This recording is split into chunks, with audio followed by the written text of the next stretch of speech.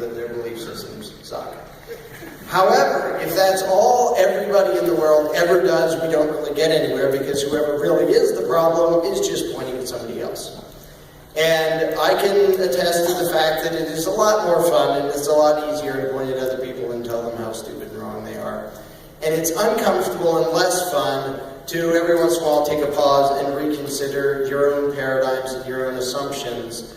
But humanity doesn't move forward unless we do that every once in a while.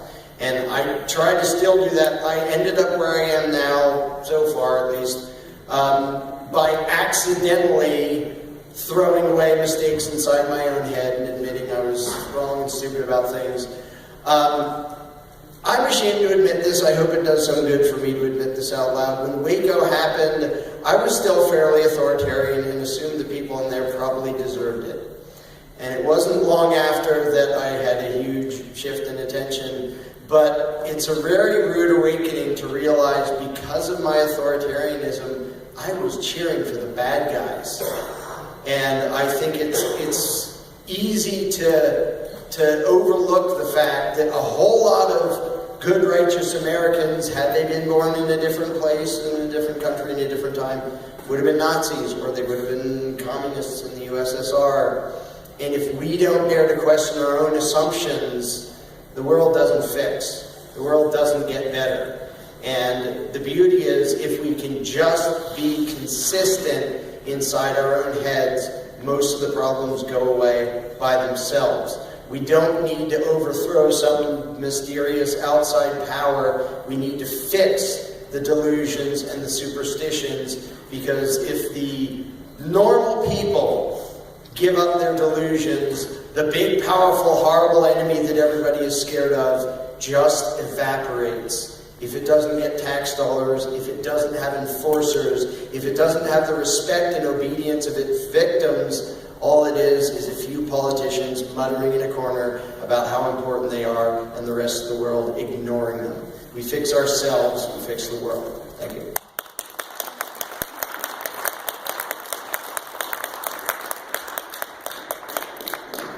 I'm a bit of a cineast, which is to say I like movies. It sounds like a dirty term, it isn't.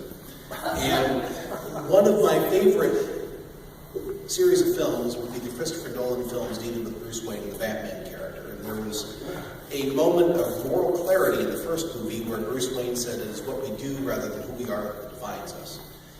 And what I've been trying to do, and there are many other people, estimable, worthy people who are doing this work, some of them are in this room, dealing with the police accountability movement. What I'm trying to do is to get people to focus on what is being done rather than the identity of the people who are doing it, which is why I consistently refer to police as people in government-issued costumes. The costumes are what people focus on. The title is what people focus on. And I get emails every day from some people who insist that there are such people and such things as good police officers. What do you say to the good police officers? What I say is that they should find honest work, because what they're doing is not in any way adding to society's value. One of the mental tricks, if you will, or one of the thought experiments, to use Larkin's expression, that I encourage people to undertake is based on a line from Grapes of Wrath by an author I'm not exactly burdened with respect for, that's Steinbeck. But there's this wonderful soliloquy at the beginning of the book by Tom Joad, who's not an entirely commendable character, I'll admit. And that soliloquy says, among other things, whenever you see a cop beating on a guy, I'll be there. In other words, he's sympathizing with the person on the receiving end of the state violence. And in my blog about 4 or 5 years ago, I proposed something called the Tom Joad test. If you see a police officer or some other person clothed in this supposititious mantle of authority inflicting violence on somebody, do you instinctively sympathize with the person inflicting the violence or the person on the receiving end of the violence? One of the things I really cherish about the American concept, this is completely apolitical, this has nothing to do with any system of government. It's a cultural disposition. It was one of the things that was on that roster of traits that many people talk about in the 18th century that characterized this new thing in the world, this person we call an American. This American mindset is all based on the idea that you have to sympathize with the person on the receiving end of the violence. The person delivering the violence has to justify what he's doing. And the only way you can justify that is if the violence is defensive, and it's never defensive when it's being carried out by somebody who's working for the government. Never defensive. It's what we do that defines us, not who we claim to be, not any title we affect, not any habiliments that we wear. It's not any office we pretend to. We have to teach people to view human transactions in terms of what is being done and to make them justify it morally.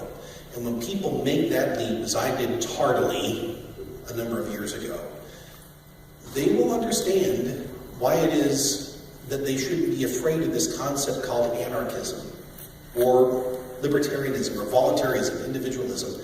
They'll understand that there are people, and people are the absolute and unconditional owners of their own lives. And that it is staggeringly perverse to pretend that any group of people have any right to claim otherwise. And you know what? I think, if I might be uncharacteristically optimistic, Ernie, I think that lesson's taking hold.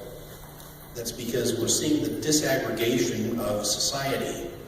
The decentralization of information gathering and dissemination is a healthy thing. That's why organizations like Facebook try to re-aggregate everything.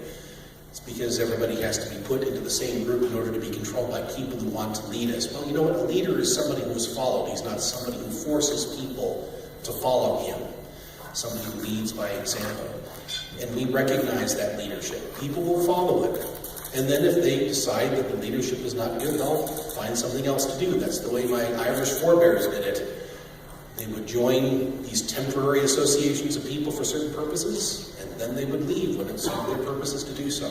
I think we're turning the corner on this. Hopefully we'll reconfigure our minds by eliminating those mental errors, and America will re-embrace our youthful and very commendable, instinctive, anarchistic personality. Thank you so much.